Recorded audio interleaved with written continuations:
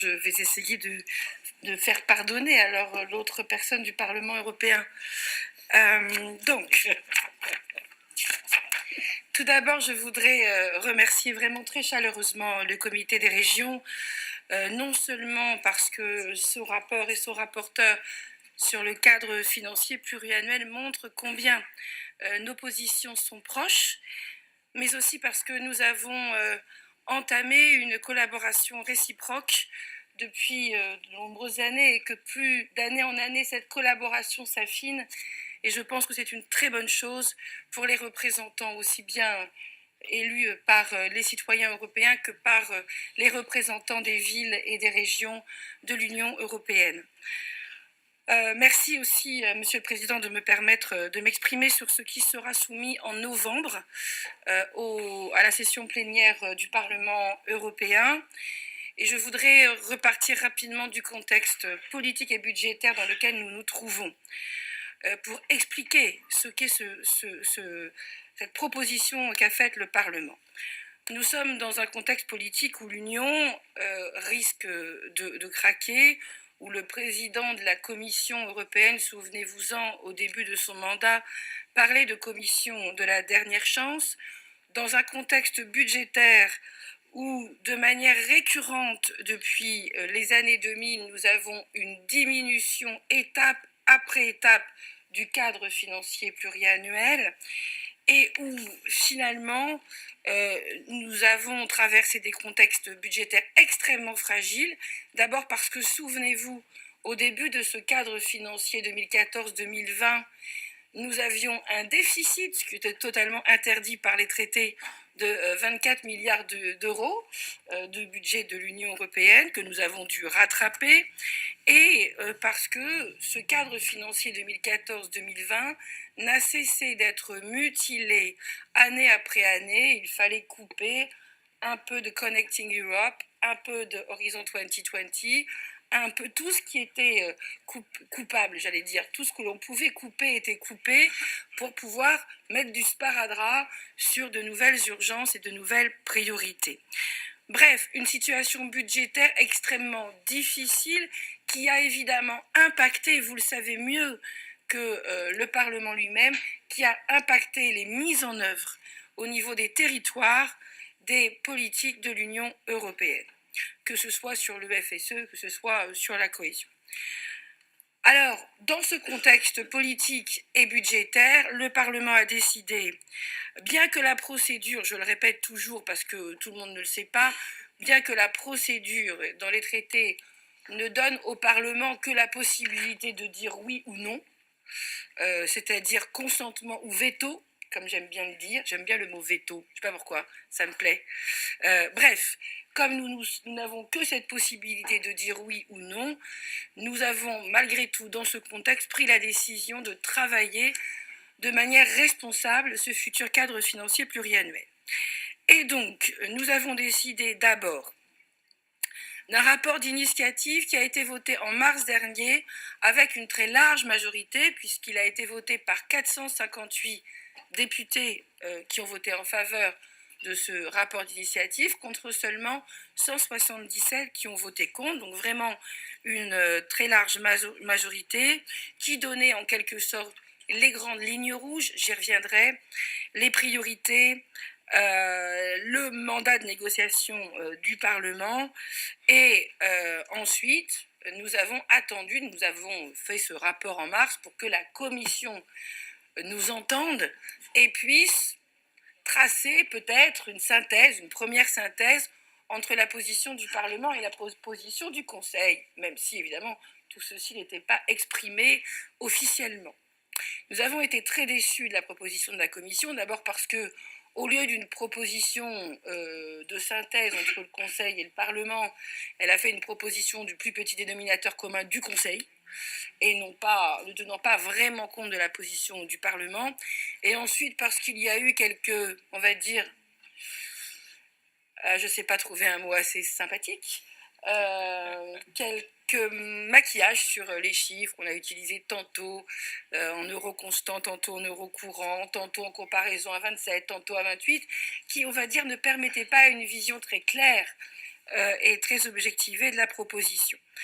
Donc nous avons pris nos responsabilités d'abord avec ce rapport et puis en répondant à la proposition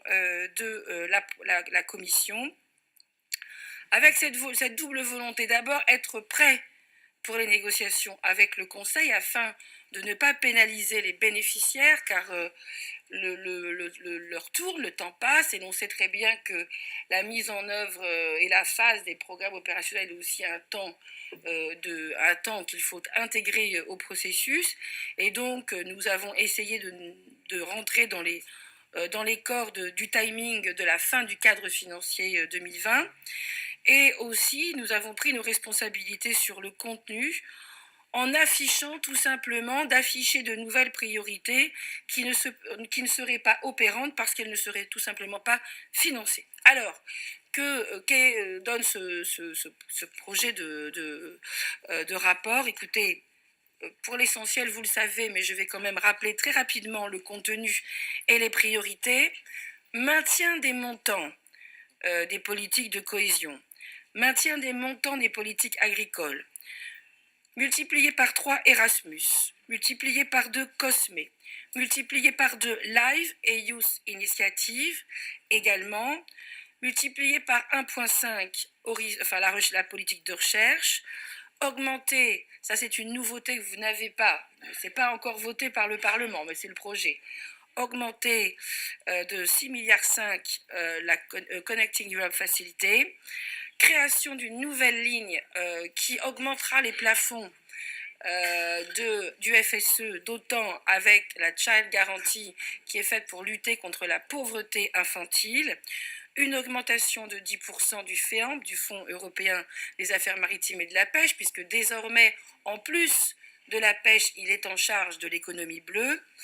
Et voilà pour les grandes modifications de ce que nous proposons, avec toujours cette idée que nous devons tenir, dans le cadre de ce que nous avons voté en mars, le fameux 1,3 du PIB, qui a été en quelque sorte le point de compromis du Parlement. Comme quoi il est parfois plus facile de trouver un compromis à 750 qu'à 27.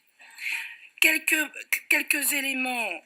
pour des points d'accord avec la Commission, parce qu'il y a quand même des points d'accord avec la Commission, notamment la structure qui est proposée, c'est-à-dire les rubriques, également les éléments de flexibilité, le 5+5 de principe pour le cadre financier, mais avec une exception pour le prochain, de manière à mettre en route de manière opérationnelle le 5+5. J'en oublie quelques-uns, mais je ne veux pas m'appesantir. Alors, je sais que votre rapport, même si nous sommes très proches, monsieur le rapporteur, va beaucoup plus loin, par exemple, sur les questions de cofinancement, mais les questions de cofinancement ou de recentralisation ne correspondent pas à notre domaine d'intervention. Ça sera du point de vue du Parlement pour les bases légales. Au moment des bases légales que ces éléments-là seront discutés. Je sais aussi que vous allez plus loin sur l'état de droit, mais c'est parce qu'il faut le savoir, nous avons un rapport spécifique sur l'état de droit. Sachez toutefois que le Parlement partage aussi votre point de vue, à savoir à la fois la volonté de sanctions, en tout cas de mise en adéquation avec les règles européenne et les financements, mais nous sommes aussi très vigilants à ce que ce ne soit pas les bénéficiaires, c'est-à-dire les villes ou les régions ou les territoires, quels qu'ils soient, qui soient ou les universités, ou les PME, ou les citoyens en général, qui soient finalement les victimes de cette règle, alors que ce sont les gouvernements qui en sont responsables. J'ajoute que nous avons dans ce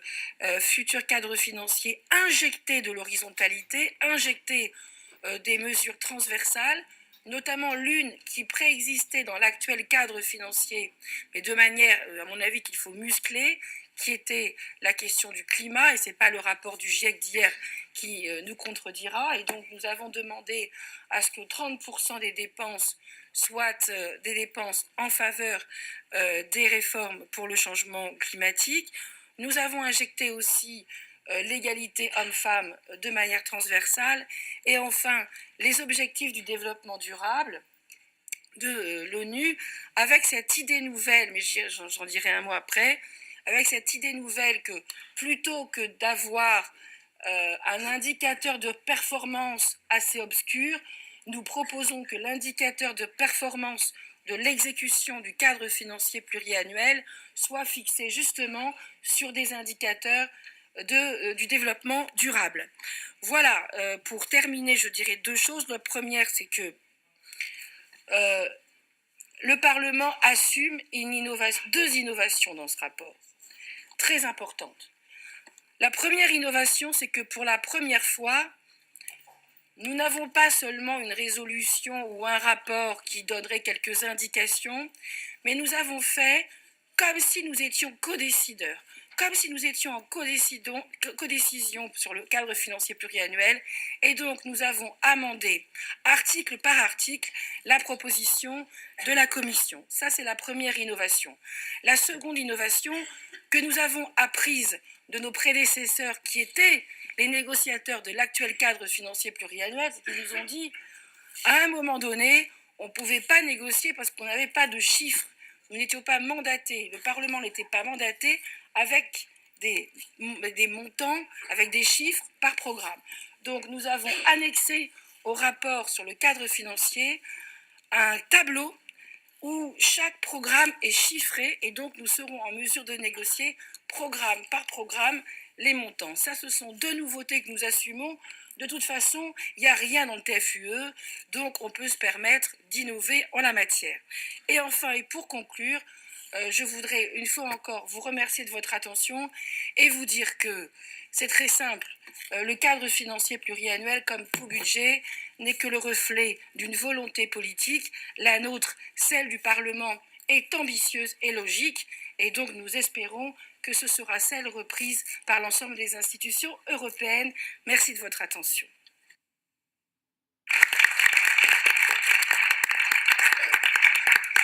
Merci beaucoup, Madame.